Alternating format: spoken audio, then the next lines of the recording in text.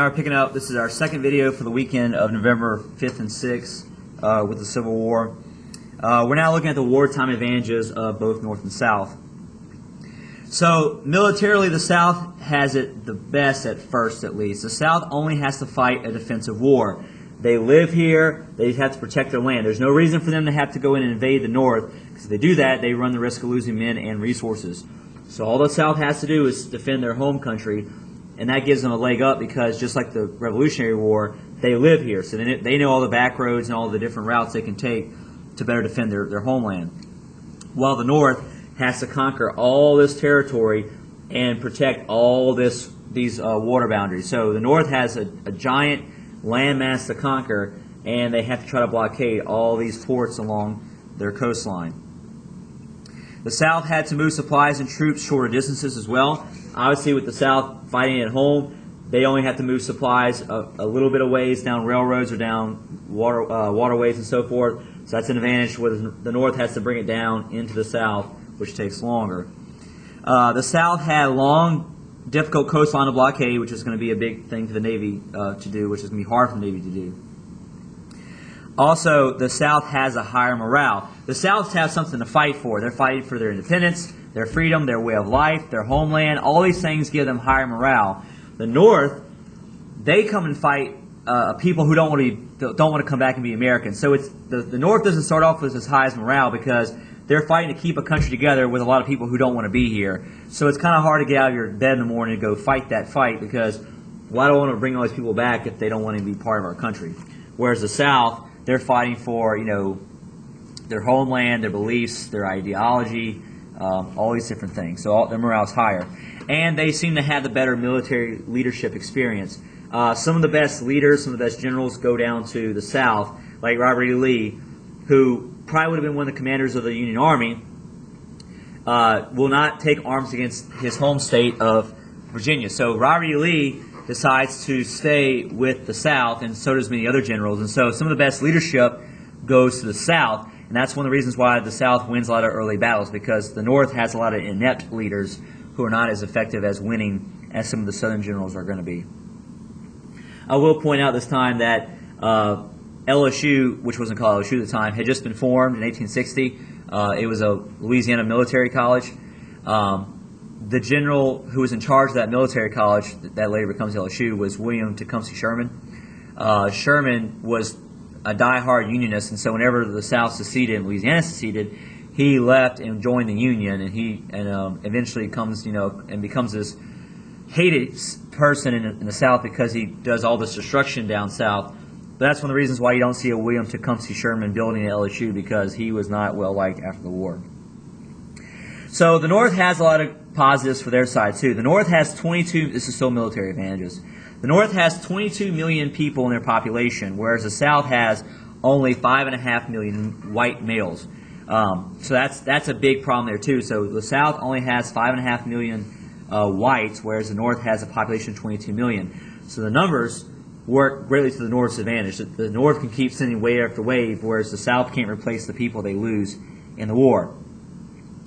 The North also gets enhanced by 800,000 immigrants who come and enlist in large number. Lots of Irish, that's probably the biggest immigrant group, but this is a time where you have lots of immigration, especially with the Irish, and so you see thousands of immigrants also joining the Union Army, so that only adds to their number. So 800,000 immigrants will also join the ranks of the Union during the Civil War.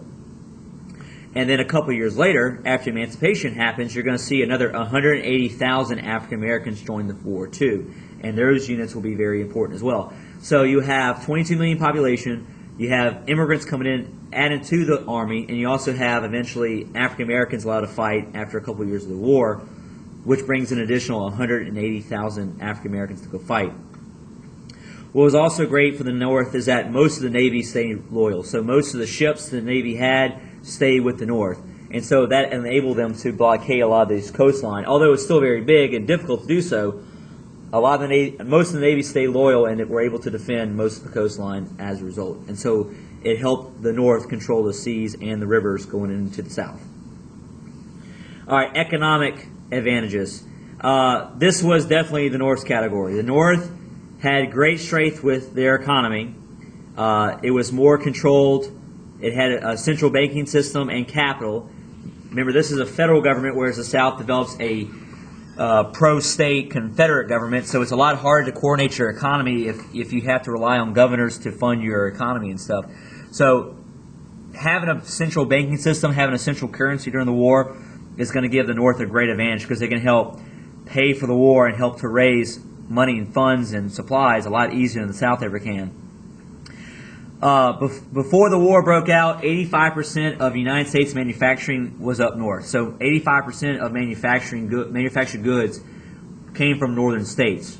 So the South has very little manufacturing at this point. It's going to have a hard time replacing or making new items. 70% of railways existed up north. So the North has 70% of the railways for the war. And then 65% of the farmland exists up north. Well, you say, what about the South? It's got all this farmland. Well, you forget about the West. So 65% of the farmland, this area and this area out here, all farmland, all belong to the North. So they also can grow food a lot easier than the South can as well, too. So the North has great economic advantage. For the South, their hope rests in cotton. Like we said, cotton was the top export for America in 1850 for the whole country. And most of the South's economy revolves around cotton. They thought it had so much power and so much pull that they could eventually get financial support from foreigners who relied on their cotton, like Great Britain, to help finance their war. So that's what they're banking on. They're banking on selling Southern cotton and making lots of money off the cotton. In fact, they're so confident they base the South makes their Confederate dollars backed on the value of cotton, which is going to prove disastrous whenever cotton sales plummet and their money becomes hyperinflated and worthless. But at the time, at least, cotton was what they relied on. They also hoped this would lead to foreign recognition. They wanted to have like a Saratoga where they would get a European power to support them, like a France or a Great Britain. That way they can make themselves legitimate and also get financial support like the Americans did in the Revolutionary War to help their cause. That will never come, but that's what they're banking on. They're banking on cotton doing that for them, but it just won't happen. And then politically, we'll look at the advantages. Again, this is the North's category. The struggle for independence gave the South more motivation than the North in trying to preserve the Union. So the South definitely has motivation. However, the South's whole states' rights issue is their big kryptonite, or their big holdback, because it becomes a liability. They can't organize a war effort. They can't have a strong government, a strong president like Lincoln and Congress will have.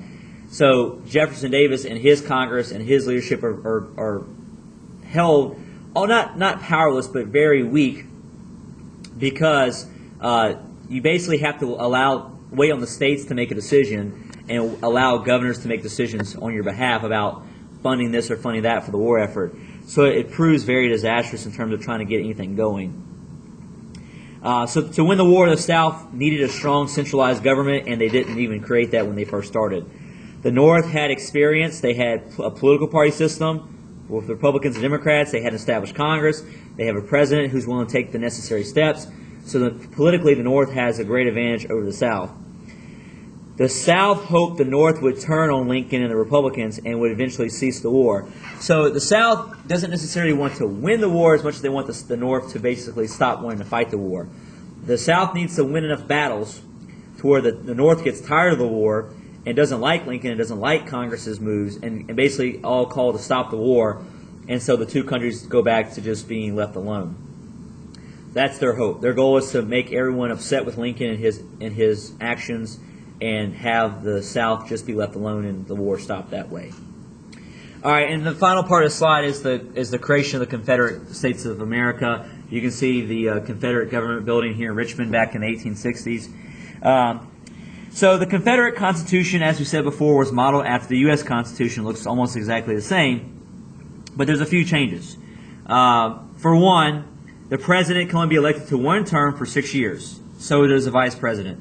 So the president of the Confederacy can only be elected to one term for 6 years, which Jefferson Davis was the only president because the Confederacy only lasts about 4 years.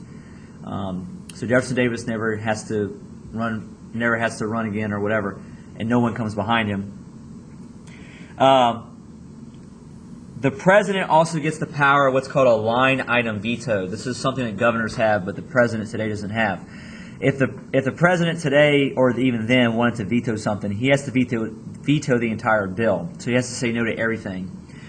This president got to say no to certain items. So if a bill came before Jefferson Davis and he only liked certain things, he could veto the certain items and then pass parts of the bill that he liked or allowed.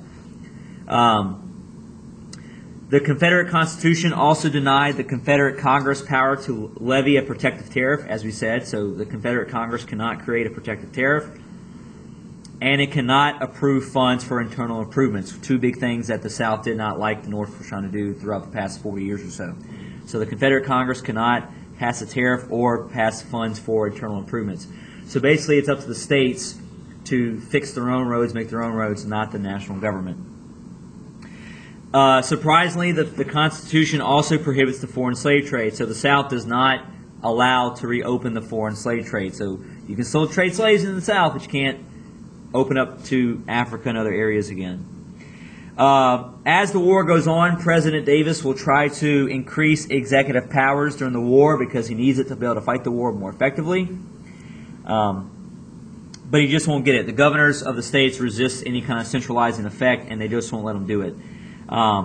Some governors also held back men and soldiers and resources during the war, too, for their own states. That's another big problem, too, is that the states could have been much more cooperative in giving over soldiers and resources and materials to help the states out, help the whole country out, but they were more selfish and only wanted to help protect their own states. So you see here, there's just so many problems with having a confederacy, and it's one of those things like, why would you want to do a confederacy again? I know you're all gung-ho about states' rights, but it just doesn't seem plausible. And so it just really hurts their efforts throughout the entire war. Things were so bad at one point, even the vice president of the Confederacy, Alexander Stephens, encouraged Georgia to secede from the Confederacy. So there's even a point where Georgia, under the encouragement of the vice president, was encouraged to leave as well. They won't, but it just kind of shows you how bad the whole states' rights mentality can become, and this whole independent state idea. The Confederate States also face a constant money shortage. They try loans. They try to bring in loans from banks and so forth. They actually create the first income tax. So the very first income tax passed in America was passed by the Southern Confederate government during the Civil War. So they actually try to raise the first income taxes, 10% income taxes on farm produce. That way they can help fund the war. They also impress private property, which means that the Confederate government also goes out and seizes private property, all try to help cover the cost of the war, but it just won't do it. All this only covered a small cost of the war. They were banking on one day getting loans from foreign countries that just won't ever come. They're hoping their cotton sales will help fund the war too, but those are going to plummet because no one wants to support because of the blockade the North's going to do, and no one wants to support the South if they're rebelling. So they're going to be strapped for cash the entire war, and money there becomes more and more inflated and worthless, and you're just not going to be able to buy really anything legitimately in the South as the war goes on. The Confederate States, over the course of the war, will issue $1 billion in inflated money. So over the course of the war, $1 billion of Confederate money was issued, all becomes inflated. And by the end of the war, each dollar is about worth 2 cents a dollar. So each dollar is actually worth about 2 cents in buying power. The Confederate States also nationalized railroads, so all railroads were taken control by the government, and it encouraged industrial development. So the South did try to encourage as much industrial development, as much factory creation as possible, but it's just too little too late. You're not going to be able to catch up with the North at this point, whenever they had controlled 85% and you only control 15% of manufacturing. So railroads will be nationalized, and industrial development will be encouraged. The South does sustain over 1 million troops at its peak. So that's one thing impressive about the South, that even with its numbers that it has, it will be able to sustain an army of over 1 million people. And it's surprising still that it lasted for 4 years. Even though they had the weaker numbers, they'll still be able to keep those numbers up for the first couple of years of the war. So when we come back on after the field trip, we'll pick up. We're going to look at. We're not going to go to there today, but we're going to look at the first battles and how the war goes in the first few years. But that's where we're gonna leave off. So enjoy the weekend. Take the test Monday, Unit 5, Chapter 17, 18, and 19. Those 3 chapters, and then Unit 6 will pick up on Thursday after the field trip.